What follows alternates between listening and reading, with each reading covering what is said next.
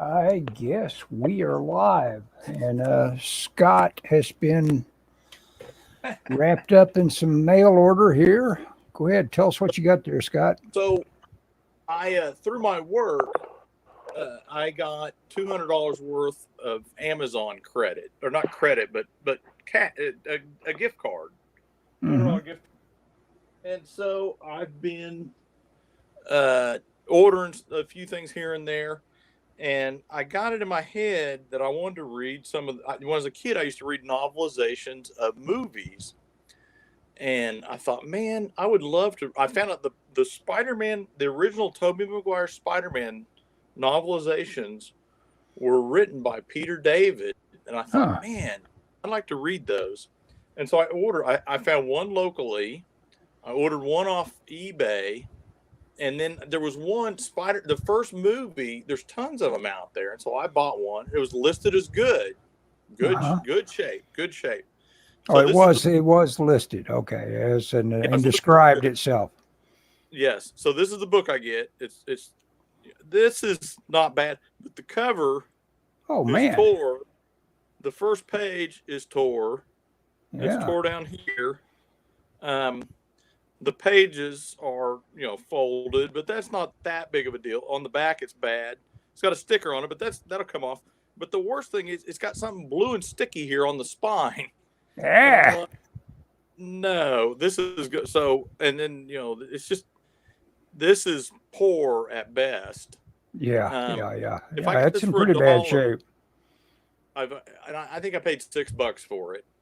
Which is a little bit cheaper in cover price. If I got it for $1 at a clearance rack or at a garage sale, I'd be like, I'd tape up the spine or whatever.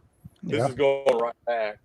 Anyway, that's why I was late, because it came in today.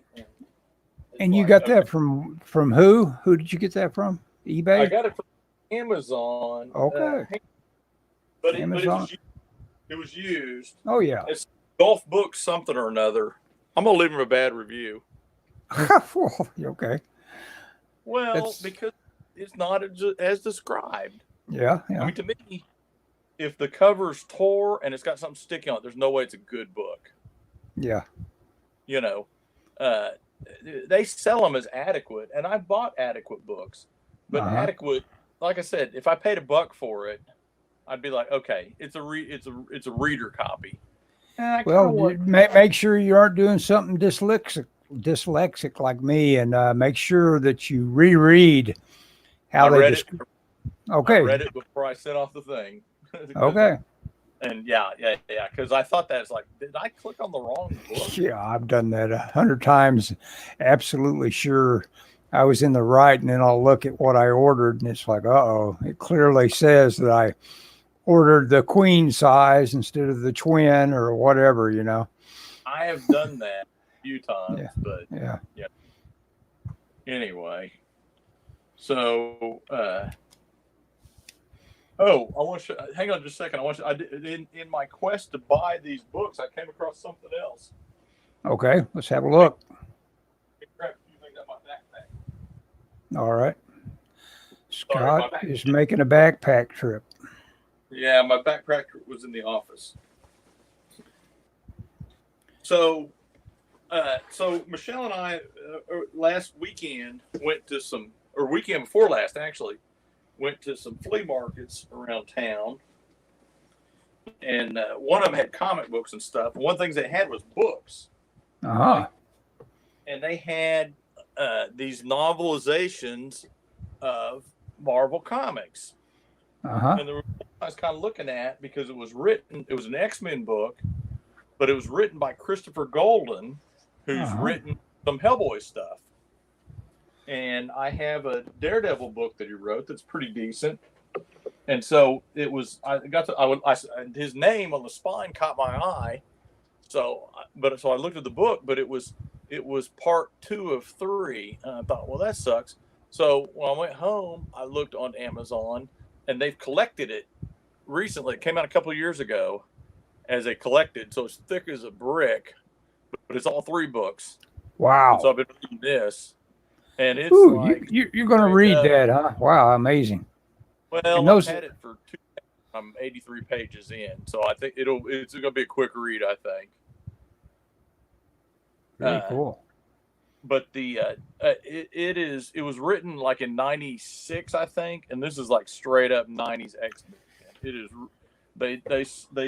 the team split up into the blue team and the gold team, and the one of the I forget which one. One of them goes with Cyclops into outer space to rescue his dad from what's her name, Deathbird in the Shire, or however you say it. And then the other team goes to Colorado, where Magneto is taking. They don't know it yet, but Magneto is taking control of the Sentinels and Project Wide Awake. And the name of this is Mutant Empires. And apparently, at the end of one of the books, Magneto actually takes over New York City. But anyway, so I've been reading this thing. Well, it sounds like there's more than enough material there to do about 1 million comic books from it.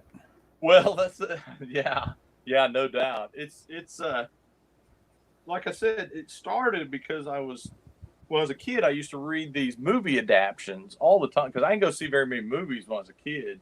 My parents never movies, but I was a kid when Star Wars and the Black Hole and Tron, all that stuff came out, and so my parents would buy me, and I would buy like the different the adaptions, the book adaptions of them. And I loved to read those when I was a kid. And when I saw the Spider-Man one at the comic shop a couple weeks ago, I thought, man, I get that. And so from there, I got the Spider-Man ones, and that kind of led me seeing the X-Men. It's not a movie adaptation, but it's still like a comic novelization. Turned on into a full-on cascade of a need for novels on the subject of comic book characters. Okay. Yeah. I mean, well, when I was a kid, they came out with them, all the 70s, and I bought all those and read them, and I loved them. But yeah, now I've gone. You're in the hunt. You want more. I'm in the hunt. I'm not buying any more unless I go back to that flea market and they have more. But now, where was that flea market? It's at 39th and Portland. Okay. Well, it's an antique store. Well, I don't know what you call them. It's one of those deals where it's a big building and people rent booths in it. Oh yeah. Well, that's that describes Crossroads Mall now practically. Well, it's got one little spot. It's some big hangar that used to be a big major store that now has been opened up and has that sort of booth city in it. Oh, really? Yeah. I mean, the last time I was there, which has probably been almost 4 years ago or more. It's weird. As big a magnet as Crossroads Mall used to be, it's weird to think about what a non-thing it is to me now. It's like there's no reason to go out there. I think there's a group that gets out there and uses it to walk for exercise in. And of course, that could happen easily in Oklahoma weather where you might want to be inside a mall to do your walking. Yeah. As a matter of fact, I should go up there and give it a shot sometime when it's raining or something. Yeah. Yeah. I mean, I've already decided that at some point in my life, that will be my, go to the mall, walk for an hour, sit and draw for a little bit. Sure. Give me some coffee and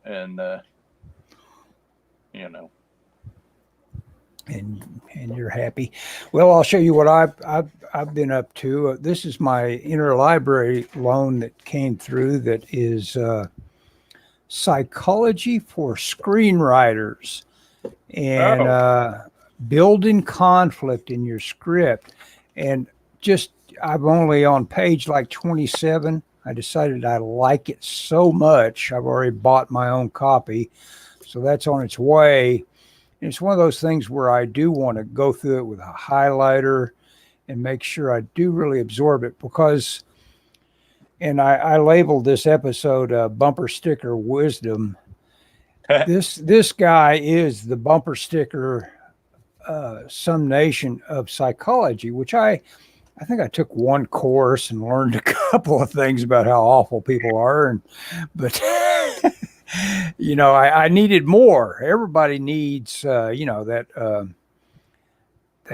who am I kind of thing, in terms of like going on that exploration a little bit, you know, and to have it broken down like psychology does with, you know, the id, the superego, and the ego, which, like I say, I'm only in 27 pages, and it's already given me so many ideas that need to be bounced off everything I do, where I try to write it in terms of like, it will add so much more interest to, you know, flesh out your characters, literally, because the id, you know, is that aggression, that is that sex aggression part of it, which like this guy says, and he puts it so well, you know, it's like, it's death and life. It's like sex, and aggression is to say, now I kill you. And so that's your typical villain, but you know, even your good guy has got that going on. And so, you know, I'm really looking forward to a real deep dive on it. But like I say, it's a bumper sticker in terms of like deep dive. It makes it simple enough, digestible enough for a guy like me to get excited about it. That's cool. Yeah. Speaking of scriptwriters, did you ever email that person I sent you the email of? You know what? I haven't yet, and I don't know what I'm thinking. I ought to. I guess the moment you sent it, I said, you know what? I'll probably get busy right away. and I tabled it based on, and again, it was psychology. I said, "Uh-oh, do I want to get busy?" I might have to do something. Yeah, I might have to work, and might have to have anxiety and panic attacks on whether or not I've done something well enough. You know. Oh, yeah, no. I would present her with what I do, and if that was something she could use, then I'd go for it. But you know, I don't. She would be the one. My impression is that she would just introduce you to people that. Okay. You know, so so I'd be reintroducing myself to new people that don't pay me all over again. No, I'm just kidding. That I'm just describing the freelance experience there. The other people that don't pay me. That she would introduce you to people that she knows. She would be introducing connections. Yeah, right. She would be my connection to. She would be like possibly a very good income stream. Yeah. Yeah, I mean. Yeah, I was visualizing how I'd probably work. I was visualizing that it'd probably all be iPad stuff that I could turn into, you know, PDFs for whoever I was working for and all that, or, you know, email stuff to them. Hey, however that works, man. Yeah. I need to. I'll do it. I'll do it tonight. I'll drop her a line anyway, and you know, see if she gets back to me. Do it if for no other reason, because I want to be able to at least tangentially be involved in the. You know, be like, hey, this is cool. Well, that's you know, you could just go ahead and do that yourself. Let's both do it. I mean, do some storyboards. Well, that's actually. I have a full-time job. That's true. I tell you what, storyboards will drive you crazy with how busy you do get trying to satisfy them or produce them. You're trying to talk yourself up. Yeah, there's a lot of brain work involved in, you know, breaking out a script into visual stuff. Yeah, but you're a smart guy. You can do that. Oh, yeah. I have done it. We'll see. I finished Once Upon a Time in Hollywood. Had I finished that last time we talked? I don't think I had.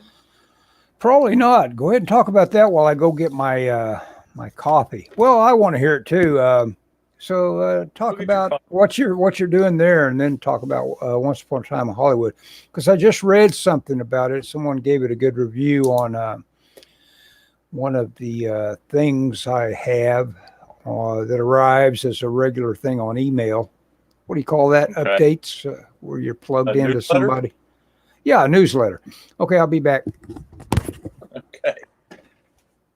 I will not talk about Once Upon a Time in Hollywood, but I'll talk about what I'm working on. Basically, I'm drawing this comic book. I have worked. If you watch this, I don't know who's watching or if anybody's watching, but I've been working on a comic book for a long time, and it's done. But I'm kind of waiting for the publisher, and in the meantime, I'm trying to keep myself busy, trying to find more comic work. But it's got to be the right kind of comic work. And so I'm drawing a little. So far, it's a 4-page story, but I'm going to keep working on it. If it expands out into a full comic, that's great. Anyway, I'm back. But I put these pages, or 2 of these pages, on online on a group of comic creators. People make comics, and people seem to like it. So I think I'm doing something right here. Yeah, I mean, if your compositions are strong enough, the eye just automatically says, "Huh, I dig that." That's 99% of what somebody will react to is like, my eye. It's eye candy. Yeah, Give me more. I agree with that. I want to see more of this. Yeah.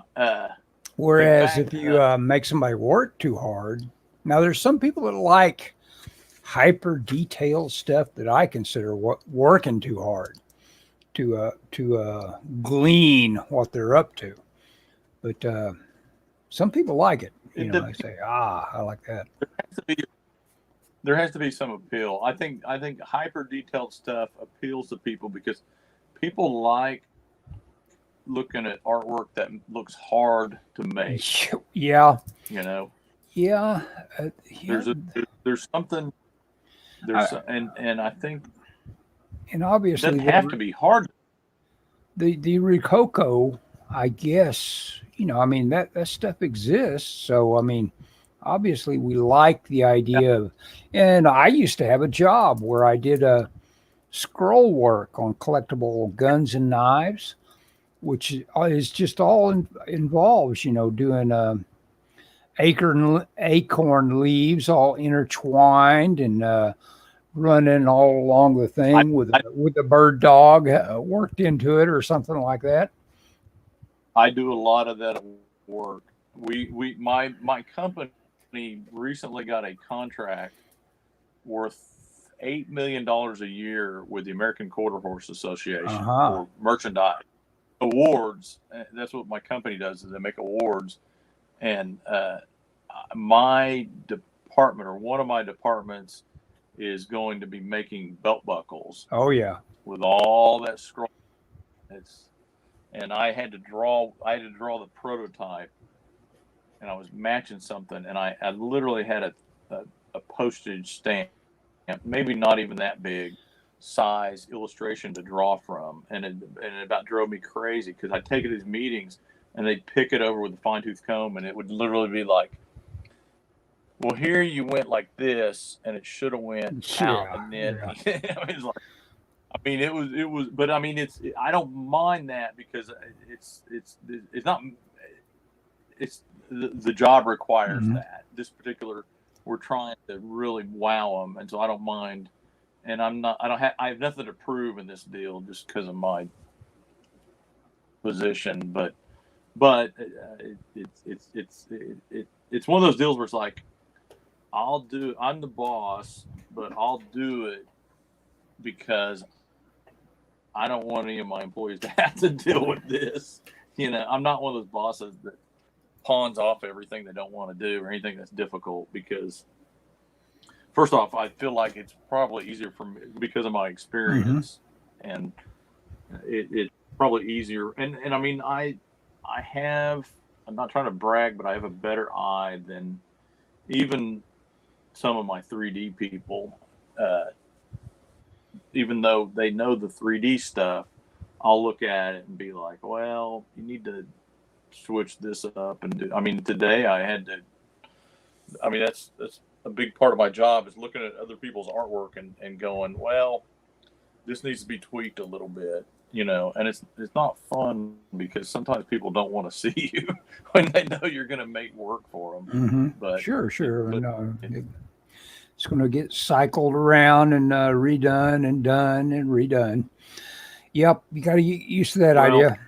Shinzu says, evening, gentlemen. Thanks for stopping by. Yeah. Shinju.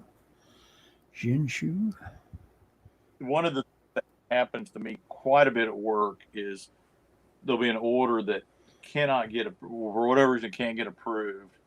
And I'll get involved and have to kind of push it over. And sometimes just the fact of me going, well, I'm the boss, and now I'm working on your order, because sometimes that fact alone is just enough to get it approved. And then sometimes I have to really, work at how can I improve on what my artist did, We had somebody come in for an interview. It's been a couple of years ago, and I looked at their portfolio, and everybody knew that I was looking at a potential hire's portfolio. And I said, well, I'll be honest, I wasn't really, they asked me, well, what did you think about it? Oh, he's a nice guy. Well, what do you think about his portfolio? Well, I wasn't impressed. I wasn't impressed with it. And somebody says, well, you're never impressed with anything. I said, there you go. Okay. We had a group come through that was one of the local trade schools, like a Votech or whatever. And we'll bring it occasionally, because the idea is, if we can get them to do their curriculum like we want people, then it's easier for us to hire people. Sure. They came through and they were talking, and one of them talked about portfolios or whatever. And I said, yeah, they really need to have a portfolio. I said, and they said, well, what do you look for? And I kind of talked about what I look for.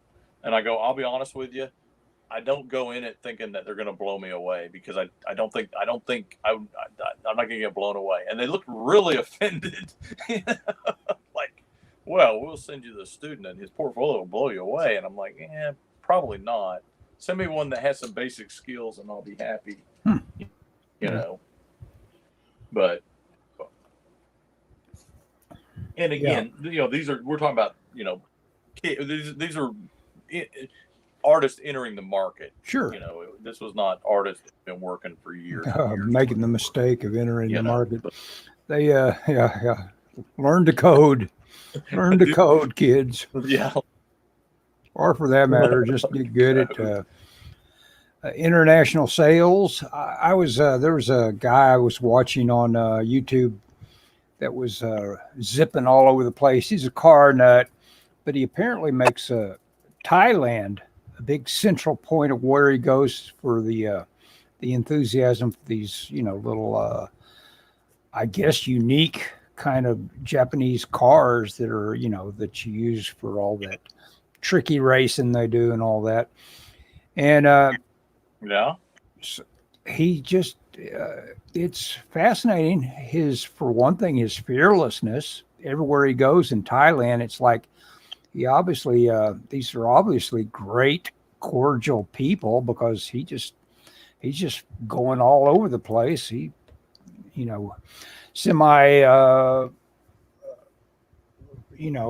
people with probably less money than you would think. And I guess they aren't dangerous when they get poverty stricken.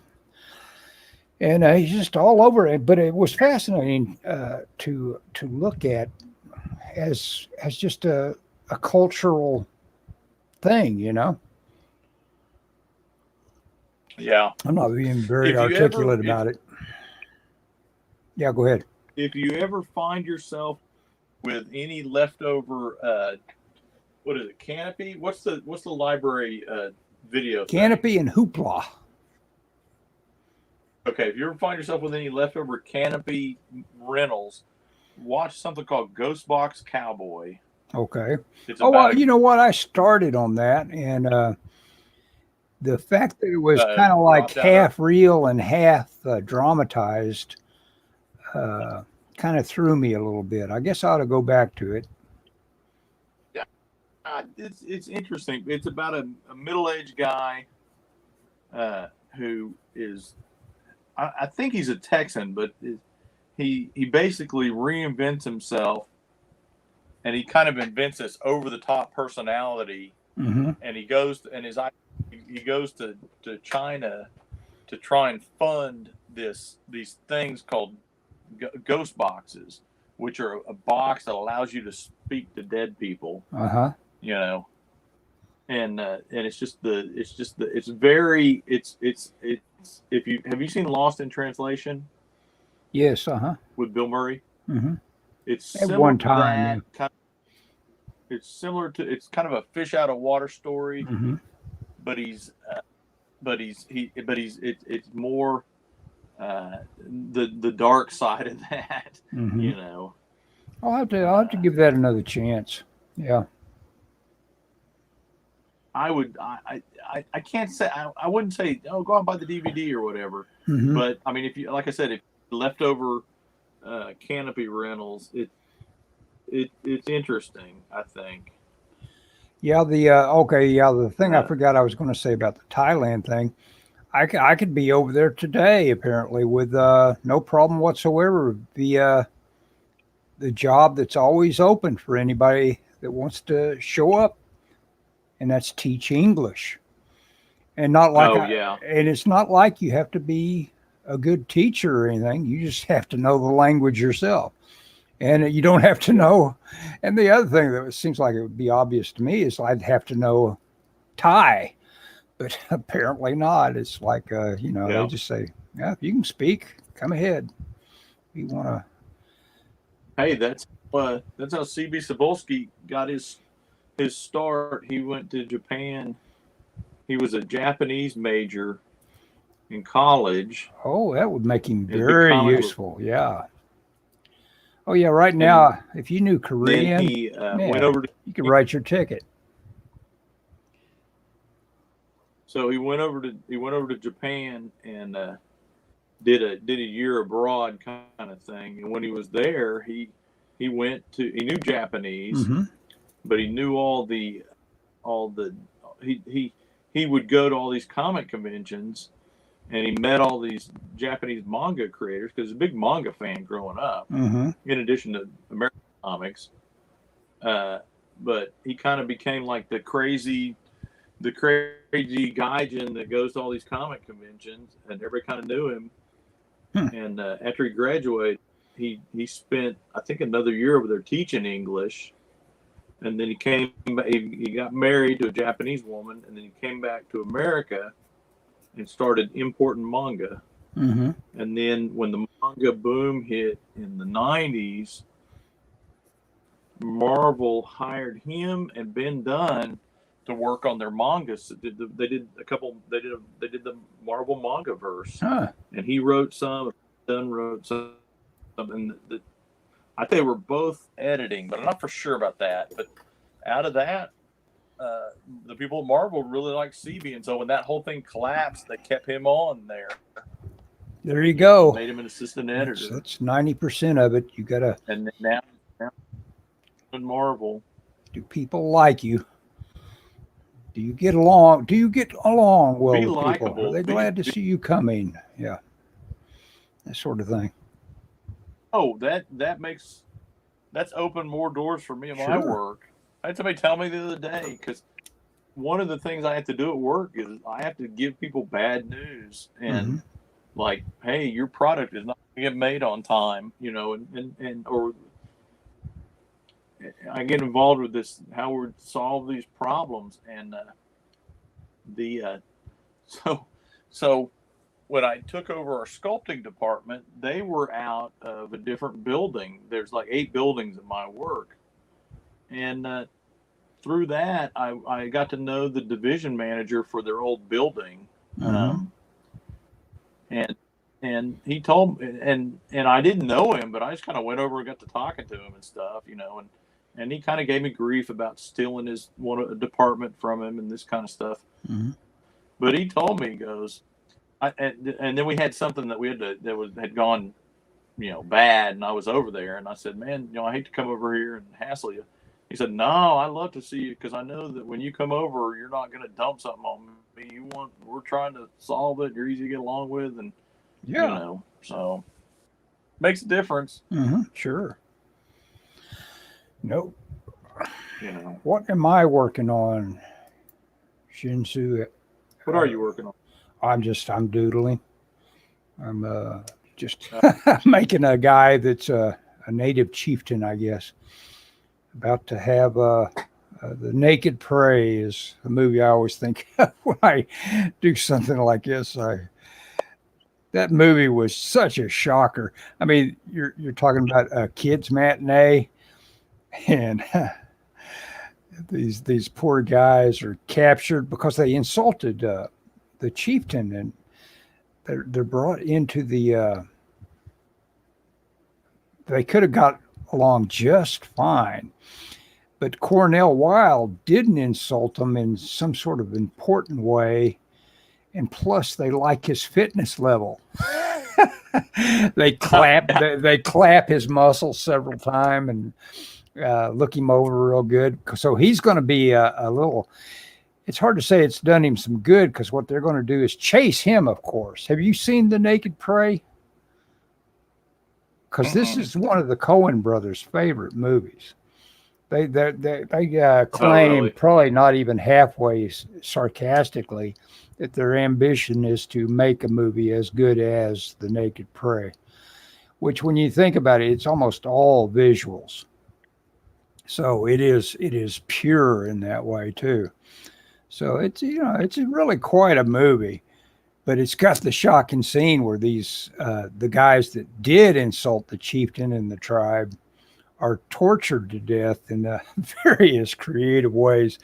And the one that really stuck with me is they tied one guy up with sticks, and to where he's ready to be,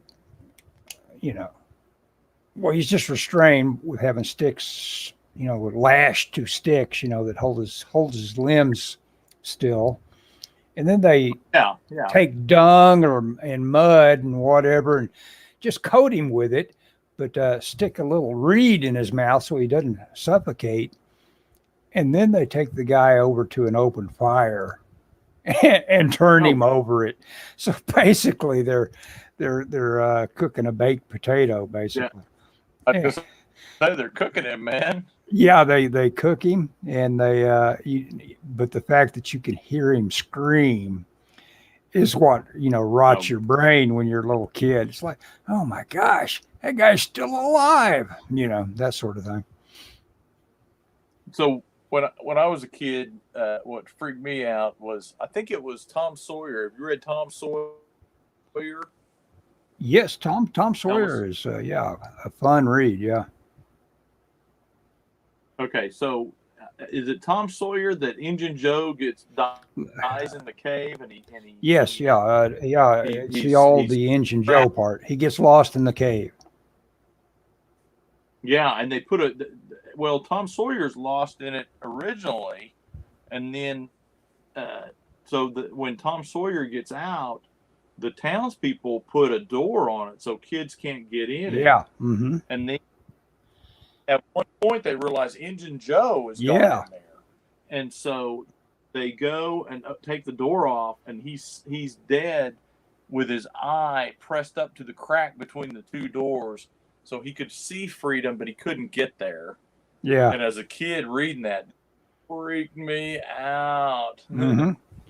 Yeah, being underground and having the lights go out is not a fun I'm pretty much phobic about it. Come to think of it, I would hate Really? I would hate to be in total darkness underground.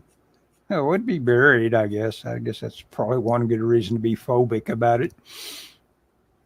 When I was a kid, we used to go to there's some caves here in Oklahoma. I forget where, and we used to go there every summer. It seems like, and that was one of the things is when you get down there, they turn the lights out.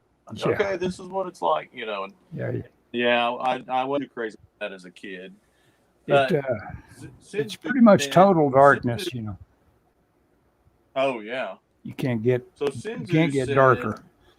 Reminds me of Korean artist. I bet Scott be surprised to watch Kim Jong-gi doing a live stream of him drawing.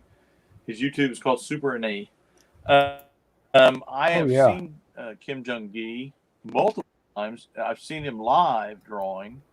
I am impressed with him, but he's kind of a it's I'm gonna say this and let me explain it, but it's kind of a trick. Not that he's not drawn that, but that's his stick is like these complex drawings that I appreciate. I have one or two of his really expensive sketchbooks, but it's cool. And to watch him draw is really cool. But I think I don't appreciate the final product as much as I would like a George Perez or John Byrne or John Romita or something. And that's what I mean when I say it's a stunt. Not really that. Not that I'm saying it's a trick, even though I've heard people claim that. I don't think it's a trick. I mean, Richard Friend, the inker, has a real good breakdown of what he does. He watches a video and he talks through it, and he has a pretty good analysis of what he does. Sure. No, he's got more talent in his head when it comes to when he makes this mark and this mark.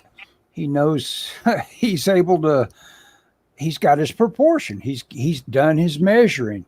He knows when you draw something as detailed as a sneaker on a foot, that entire world from there. You can work out from that entire world in terms of the proportion of every other thing you're going to find in that world. And he's just able to do that. And you'll see him make marks and little smears and do things where he will smear his mark and add a little character here and there. But at the same time, that's letting it breathe a little bit in terms of like finding your way back into it. And it's like it's a super hyper sophisticated way of like making a doodle and then making something realistic out of it, or not realistic, but something representative out of I don't know if you ever played that where someone would make a doodle and you'd have to turn it into something that says, here you go, it's a fire truck, see? Yeah, I about I would say if you watch his video, if you're interested, look for that Richard Friend video, because Richard Friend pauses and talks about it. Yeah. But a lot of it is he's able, like Ellis said, like here, I've got I don't know if you can see it because it's pretty light. Yeah, you can see it on the video. I got this perspective grid drawn. Right. And I know what's going where on this grid. So he's doing this in his head without the grid. Right. But if you watch it, he doesn't use a real strict perspective grid. No. I will do this thing when I draw from life. Like if my wife and I go to a restaurant, or Ellis and I go hang out downtown, and I'm drawing something that is in front of me, and what I'll do is I will put, like on my page, I'll put like the horizon line, and I'll put some of the lines to get me started, and then you can build off of that. He's just really, really good at it. He's basically got a bounding box in his head for everything he's going to draw at all times. He's got this in his head. But if you watch him, he doesn't stick to a real strict grid, but he knows. So, like, hang on a second. Let me find some blank paper on here. He knows that. So, like, if you draw, say, if you draw a cube. I could make the whole screen you if you like. Here we go. Solo layout. Okay. There you go. Okay, so you draw this cube. Well, then he knows if you come over here and you draw a cube. So these two cubes automatically relate to each other because they're headed towards roughly the same vanishing point. Right. So like right. So then you can then come in and draw. And I'm just gonna draw shapes. Okay. So like if I draw another shape right here, I can make it relate to these by going to the same vanishing point. So now pretend like this is buildings, and you can see. Or then if you go, well, so I want something to be kind of curved, but in the same or angled. You can draw this. It's kind of messed up already, but it's going to the same roughly. So everything kind of relates. Now, what he's doing is a lot more complicated than this. I'm not trying to downplay. No, I get you. It's his ability to, and he draws a lot of stuff in that kind of like a fisheye perspective, kind of a fisheye 1 point perspective. So it's all related. Like over here, you might draw like a guy. Yeah, he does have a. And again, I'm not down on the guy. I think he's a really good artist. He's super talented. But and then like right over here, he might put like a dog.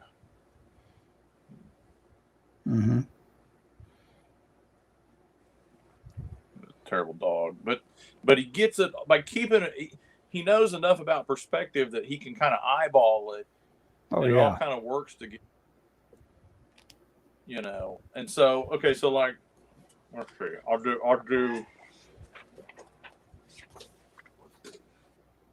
Okay. So like he would do. Let me find a dark pencil so you can see this. Okay, so he might come here, and he might come.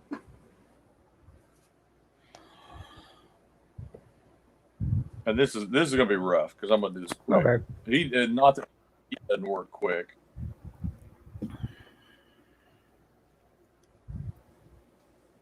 Are you talking, Scott? Because your sound, if you are talking, it's not coming through. I'm not talking. Okay. I'm drawing. So I'll talk through this. So he might draw a person, and then he might come here. And he comes over here, and he'll draw something like this. And then he'll go. And again, this is really loose. He's much more detailed and accurate than this. Then he might come here, and he'll draw like, and so he's drawing his car, and he might come over here and go, okay, the car comes down here. And it comes here. Okay, now we'll draw this, and he might draw like this. Yeah, Go, and what's that? His level of overlaps is just it is just over the top what he can do in terms of like besides just putting it all on the same grid. What he decides overlaps what. That's what freaks you out is that he can He says, okay, you've drawn that and you know what goes by, and it's something you can fill in behind that just perfectly. And it's just amazing. Yeah. It's space. Yeah, He's got a special place in his head for space. He, Yeah. exactly. He's thinking about the space, and he's thinking about stuff relates, Volumes. and Yeah. he's thinking like, and he'll come in and put something like up here. He'll put like a wheel. Uh-huh. Oh, this wheel came off. And it's got this. Maybe it's got like liquid coming out of it, and then, but he doesn't build. He has a good head for 3D space. He has a lot of drawing ability. He has a good way. He's good at visualizing stuff before he draws it. And I mean, everything combined. And plus, he's been drawn for a long time, and so he's really good. Oh yeah. But he's got his and he's fun to watch. What's his ethnicity? He's Korean. Is he Korean? Okay. I should know that. Korean. Yeah, 100% he's Korean. But I didn't know. I thought he might be Japanese, but I guess not. No. He's 100% he's Korean. Okay. And I mean, I've got that book of his.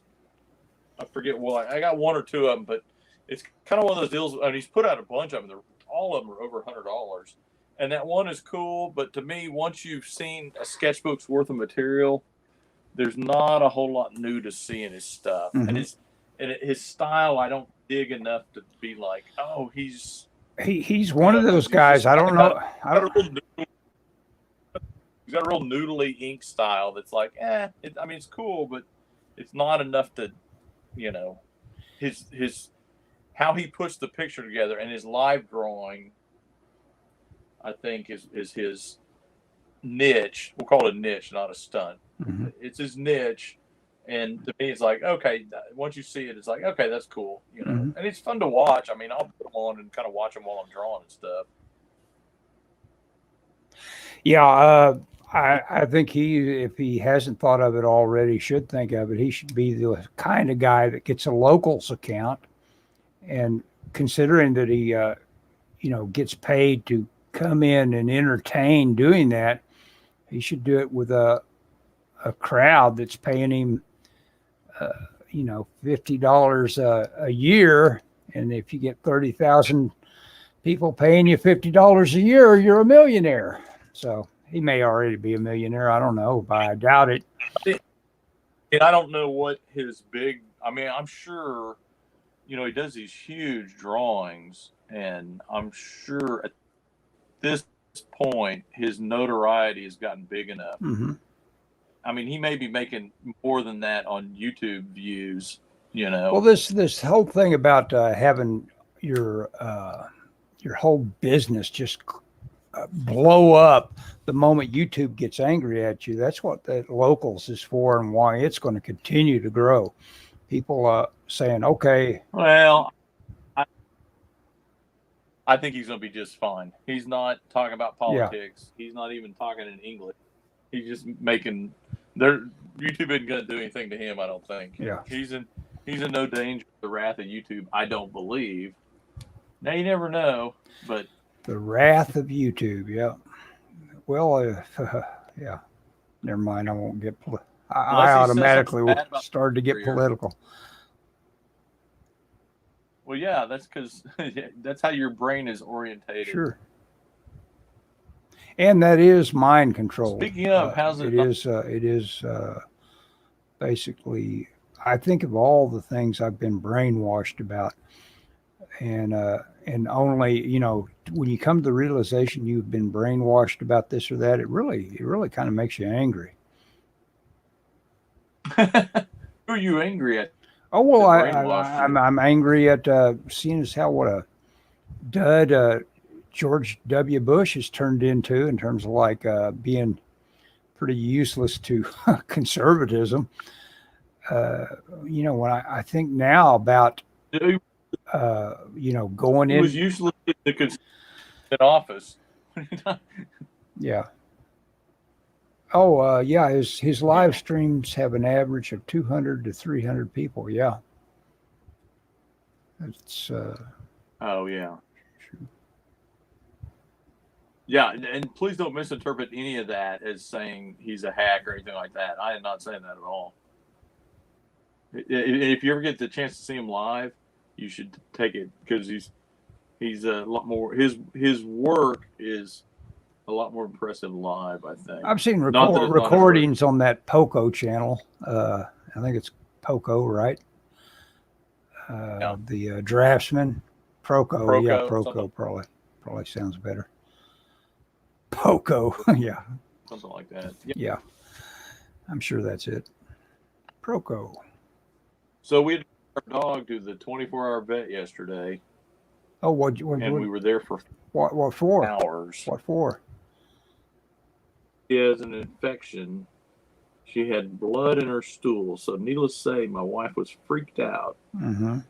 You know, I wasn't thrilled about it, but but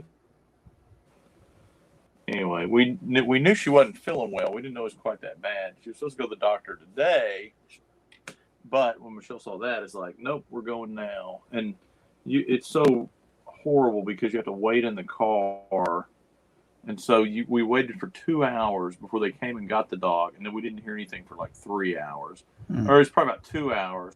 Oh, you mean they're still acting like masks and all that? They didn't want to get close to you or whatever.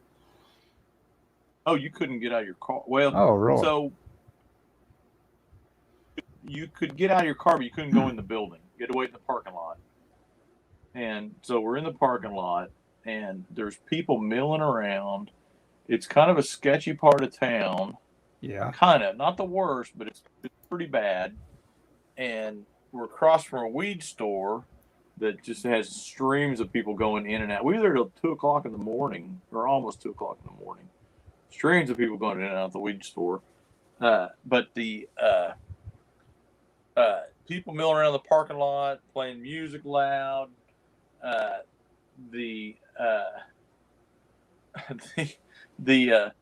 one point, a lady comes up to my car and she goes, "I need Can I have $5? I need $5 because I got to take my dog. I need gas for my car to bring my dog in here to the vet." And I go, "What?" Mm-hmm. And she goes, "Well, Michelle was kind of giving the what." I was like, "Nope, I don't get any money." Yeah. So she tells Michelle, she goes, "Well, they know me here. I bring my dog in all the time, and I got to get my dog up here, but my car's out of gas, and I need to get some." And I'm thinking, well, if you need to take your dog up here, but you walked up here, why don't you bring the dog with you? You know, it didn't make what she was saying didn't make any sense to me. No. That sounds like the typical thing about I need gas. Yeah. Oh yeah. Yeah, because her car's not there. So how do you check? Well, and here's the thing. I bet you if I went up there tonight, she would probably come. Oh yeah. She probably lives. There were some. It's one of those things. Yeah. Probably lives in the apartments and goes hustles a couple bucks every night, knowing that these are people that are waiting, and they're kind of in a mood, and just all the things that. Anyway, but luckily, I think my dog is going to be okay. Well, yeah, you're a captive audience for whatever she's gotten. What her pitch? Yeah. Yeah. Yeah, the people next to us gave her money and left. I was not going to give her any money. Giving somebody money that's gone ahead to the to that extent of going out and asking people for money. It's just one of those things that gets done because you just feel sorry for somebody that has to ask people for money. You feel like you're accomplishing a little something, I guess, by handing somebody a little money if they're asking for it. I've helped people out many times. I've bought people gas many times, but I was a little on edge because of the dog thing. I haven't been there so long, the whole thing being so crappy, and so it was like, I mean, you would be in no mood to put up with much of anything with a Yeah, with a little pet like 5 hour that and duress. Yeah. Yeah, exactly. So it was like, no, It's like with my little orange guy, as I call him, had his eye shot out that night. I really wanted to. I was willing to take him to emergency care, but he disappeared. Thankfully, I assumed he wandered off and died. I still haven't learned the anatomy of that because I can see his little cat eye in the cavity. It's still an eye, but it's not like, when the camera catches him, his eye only reflects from the one eye. So that whole film over the eye is gone now. But I just wonder how much vision it's got still left in the eye that's had all that blown off the top. No, I don't. I wouldn't imagine much. I mean, certainly nothing useful. Yeah. In terms of. Yeah. It looks like an eye under there. He certainly hasn't hurt his little attitude. He's still a little scamp. He's fun to be around. It was cat guy. Oh yeah, it was weird. I went outdoors to feed my other little cat, the little blue-eyed cat, and it escaped me that he had run in the moment I'd opened the door to go outside. And so it freaked me out when I opened the door again. There he's standing inside. It's like, what, have you found a secret way in? It's like, hey, you aren't supposed to be in here already. Yeah, but you let the cat in though, don't you? Oh yeah, I let it. Not for long. Luckily, that cat is so smart. It understands that he's on a quick trip out to the garage. That's where he takes his food, and I'll just take him right on through the house, grab him a plate, and stick him in the garage. Yeah, they're fun. Yeah, every time we go through something like this, I tell my wife, no more dogs. But I mean, golly. Oh yeah. They fill up. They are a lot of fun. Guy likes having something that likes you a lot, even if it's just because you feed them. General Grudge says hello, General Grudge. Hey. Been a while. Hey, I went downtown today. And yeah. Oh, you did? Yeah, I went. What? I went downtown to Bass Pro. I wanted to. I wanted to buy the Kel-Tec 22, and they didn't have it. And then the girl gave me the misinformation that I could fill out a form on their site online.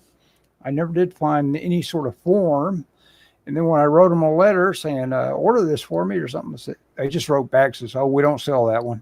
So it's like, maybe I'll go back again. Because I really enjoyed that little trip to, of course, Bass Pro. You got your parking covered. And I went for a big long walk alongside the river, which was cool. So my mile and a half walk today was alongside the river. And then when I came home and checked it out to see exactly how far I'd gotten, I did just do my exact amount of walking that I do when I go to the park. Oh yeah. Just without even thinking about it. The other thing I got, this guy is on Twitter and he's also kind of famous on he's on Gab as well. He's a Cat Turd, and he that's his name, and he doesn't even. No, I haven't. No, and okay. He sells this book. He doesn't even sell through Amazon. He just has them published, and then because he has a big enough audience on social media, he's doing really well just selling these books directly through his little store, and I'm really impressed by that. And everybody has been giving him reviews that say this is a good book, so I'm looking forward to reading that. That's cool. Is it a fiction book or? Yeah, it's called Rabbit Skin. It's called Rabbit Skin, and it's apparently science fiction. In the morning, my captors will come for me, and I'll be executed. They claim I'm a homicidal maniac who blew up corporate headquarters, killing hundreds and leveling a city block. Well, I did blow it up. So that's this isn't the Turner Diaries, is it? It sounds like the Turner Diaries. Yeah, it sounds something like that, doesn't it? Yeah, I've been here, but it's trash day. Got the new Frank Cho sketchbook in the mail today, by the way. Sketchbook, huh? I've got the one where he teaches us how to draw good-looking girls. It's a pretty good book. Oh, yeah. There's a John Byrne, Jack Kirby's Fourth World Omnibus coming out soon, for your information. Oh, yeah. I know. John Byrne, Jack Kirby's. Okay. John Byrne did a run and his run was called Jack Kirby's Fourth World. Okay. Oh, I see. Because he had done character designs and stuff like that. Yeah. Yeah. So John Byrne wrote and drew it back in I think it was the early 2000s, maybe 90s. I don't know. I want you to look how Scott whips that out. He's got that grid on it. He knows right where he's at. Do what? I was saying, watch Scott whip that out because he's got that grid down. Knows right where he's at. Oh, yeah. And I've got detailed thumbnails. I mean, if you look, I don't know if you can see thumbnails on this page. There's nothing you don't know about that page at this point. No, I'm going to get some reference for the building in the background, and I may get some reference for the bridge. Mm-hmm. Hey, I dug that website you sent a link to, because, like I said, it's all 1960s and 50s. Very graphic artists. I instantly saw that style. I remember where guys would be real sloppy with one color and then do a nice sketchy line ink drawing on top of it, to where, it reminded me very much of probably where Darwin Cook got his first notions about a stylistic direction, Yeah, there was, okay, so today at work I was kind of slow, and at one point I looked online. I don't know what I was looking. See you, General Grudge. Actually, he's got to go to dinner. Oh, okay. It was a website that's a Flickr. It's a Flickr site, and it's tons of old illustrators. Yeah. I mean, it's very well. A lot of it. Oh, there's like 20 pages of illustration. I mean, it's a lot of stuff there. Yeah. I mean, there's 156 Albert Dorn illustrations. Well, since you brought it up, I will add that link to our business today. Since toward the end, if people listen that long and they're intrigued, hey, I want a link, I will add that link when I edit YouTube. I found it through a blog.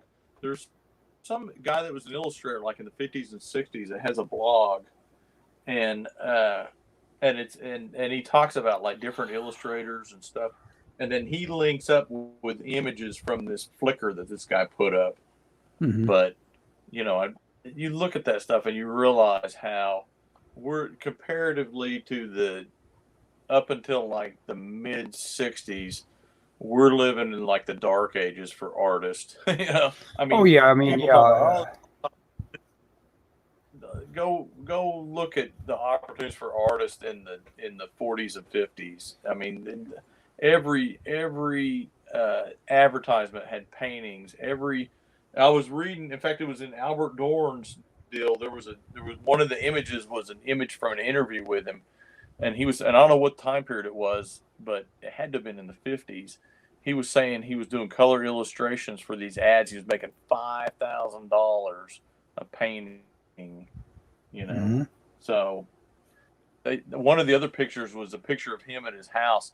He had a big, expensive apartment somewhere in Manhattan, you know. Mm-hmm. I mean, what's going on now? And people say, well, we got the internet or that. It's nothing compared to Well, what's that Jack Lemmon movie, How to Murder Your Wife? And, you know, he's a cartoonist with just this beautiful townhouse and right mid-Manhattan.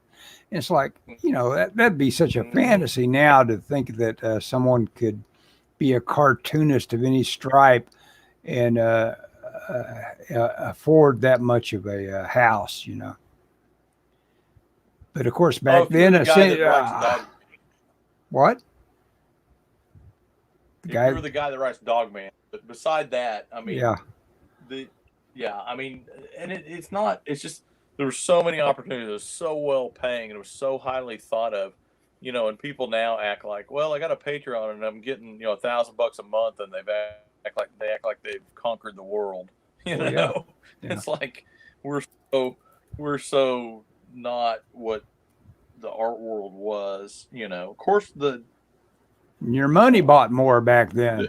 We got inflation just about to run out of control. More magazines. They were thicker. Everything had illustrations. There wasn't very many photos back then. They didn't have the ability to reproduce them, I guess, or something. But it wasn't the taste of the time. Everything was painted. All the movie posters were painted. Yeah. You know, Reynolds Brown. None of them are painted. They're all at best they're photoshopped together. Well, hey, we've been at it for a while. I need to go. Yeah, I was going to bring that up. 1 hour, 6 minutes, 53 seconds, and more, counting down. Okay, we are. Anything else you want to add, Scott? So, just so that I can hold Ellis accountable in public, last week Ellis was talking about this screenwriting thing that through a local here in Oklahoma City, there's been a big push for movie production, and the state has put out a lot of money, and there's a lot of stuff going on, and so Ellis, and one thing that some of these people does offer this screenwriting thing, and Ellis has said, oh, you know, it's a lot of money or whatever. So I followed on Instagram one of the main wheels behind it, and she was pushing that. I mean, literally after we got off the thing, I went on Instagram and she was pushing this about how this is, and students are like a third of the price of adults. And so I just sent her a message that, hey, are there any opportunities for pre-production work in Oklahoma? I have a friend who did storyboards in California, and he's had to move here because of his family. And she said, oh yeah, have him email me. And she sent me her email, and I've sent it to Ellis, and he has not reached out to her. He has promised me he's going to reach out to her tonight, and I'm going to ask him next week live. What came of it? Okay, yeah. I don't think. Well, I want to know what came of it, and I want to know if you've done it. Yeah, I'll do it. You know. Yeah, I mean, all you can do, at this point in life, who cares if you fail at something? You know, who cares? You know, I should give it a shot and see if I like it, and away we go. If I like it, the first thing I do is get a hot water tank again. You know, that'd be great. There you go. Get a little extra money. Have a hot water. I've offered to buy him one, and he refuses. What? I haven't offered lately, though. Yeah. I said I've offered to buy you one. No. It's fine. I'm especially now that it's summer. Stepping into a cold shower is just great. Okay, okay, Scott. We'll see you soon. Or rather, bye, everybody.